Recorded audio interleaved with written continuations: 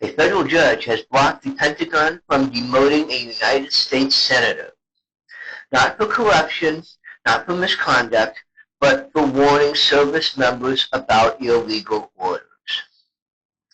That ruling puts free speech, military law, and constitutional limits on power into direct conflict. Because this case isn't just about one man, it's about whether telling the truth about military law can cost you your career. The Pentagon attempted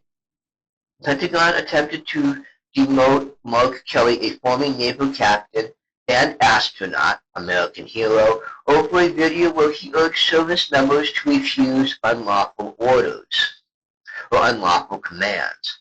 A federal judge stopped it, calling the punishment unconstitutional. Yes, in their oath of office it says, follow all lawful orders as prescribed by the UCMJ. Anything unlawful, don't. It's in your oath. Anyway, the government argued that Kelly's statement undermined discipline. When in their oath it says that he's just reminding them what they're supposed to do, the court disagreed, ruling that punishing a retired officer for protecting political speech crossed the constitutional line. And that ruling matters, because if this demotion had gone through, it would have sent a message far beyond Kelly. And that message would be speak carefully or pay the price. Before we go any further, it matters who Kelly is. He's not an activist looking for attention.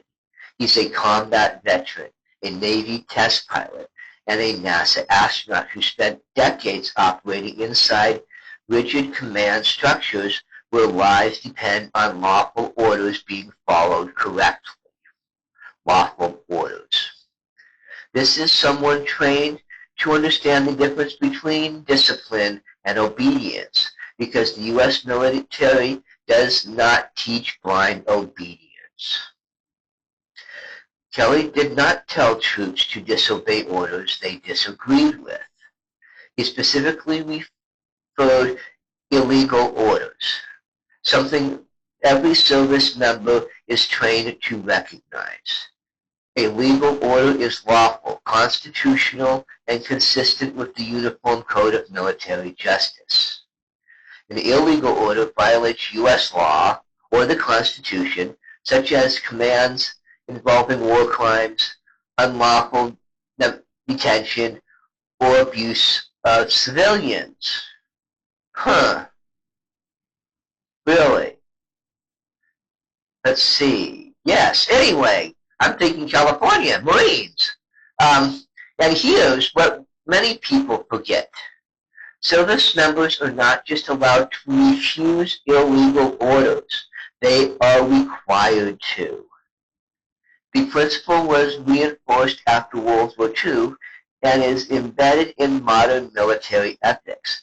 Kelly was reminding troops of their legal duty, not encouraging rebellion.